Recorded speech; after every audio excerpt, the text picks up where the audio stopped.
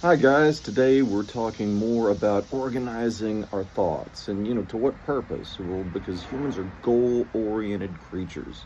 And so last time we talked about, the different types of goals, not just long-term goals and short-term goals, but goals that we've already done, goals that we've seen other people do, and goals that are so big that that's what we call worthy goals, is things that we deeply desire in our heart, but may have given up on a long time ago. But we know that if we pursued those goals, we would pull things out of ourselves that we didn't know we had, that really led to some kind of meaning fulfillment in our lives. And so, how do we organize our thoughts about those goals? Well, prioritizing, right? So we have we we have budgets, right? Everybody's talked about money. You save, invest, budget money.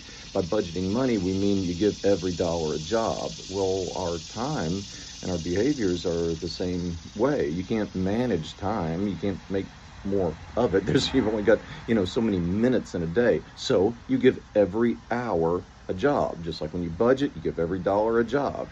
When you when you schedule your time, you give every hour a job. And these when you budget your behaviors, when you schedule your behaviors, you come up with maybe three, probably no more than six actionable steps in relation to your goals. And remember, last time we talked about, Bob Proctor says the late Bob Proctor said we should have at least two goals, a professional goal and a personal goal. And these should they shouldn't contradict each other, right? So come up with between three, no more than six actionable steps that you take every day that are moving you in the direction of achieving those goals. Now, to come up with those actionable steps, the last thing, this is going to be a pretty short video today, because I'm just going to get right to it. The actionable steps should take into account what some people call the signal to noise ratio. And so the signal is the signal of commitment, your degree of focus. And the noise is all the commercials on the TV, all the stuff in your head, the gossiping with friends about stuff that has absolutely nothing to do with you achieving your goals. It can be entertainment, it can be a distraction, it can be all the worry and doubt that you put into your thoughts about your goals, all the naysayers in your head. Ignore them. Turn your attention away from them. Let them say what they're going to say. It has nothing to do with you. And so this signal to noise ratio, just as an example, and some people talk about the 80-20 rule, and I've heard people say that somebody like Steve Jobs had like an 80 to 20% signal to noise ratio, because he's human, he's not a psychopath, so he's not 100% focused on some sociopathic James Bond genius, supervillain, type, focus. But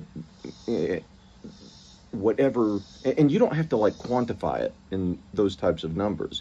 Just be aware of what are all the forces in your life and all the voices in your head that distract you from your goals or naysay about your goals. And so the last point I want to make is for a lot of these things, unless you're talking to your teacher, your student, or your support, who is, whoever your members of your support network are on, who are on board 100% with your goals. Keep these things to yourself. I cannot stress that enough. Do not share these things with anyone else except who you know is on your team, because you want to share your ideas with people because you're looking for feedback, and you don't need the feedback. You need decision. And so remember what we talked about before. What's required to replace a dominant paradigm in your subconscious with a new paradigm is an emotional commitment to the repetition of a new idea, but to the exclusion of the previous idea. All right, that's all I got for you today, guys. Thanks for watching to the end.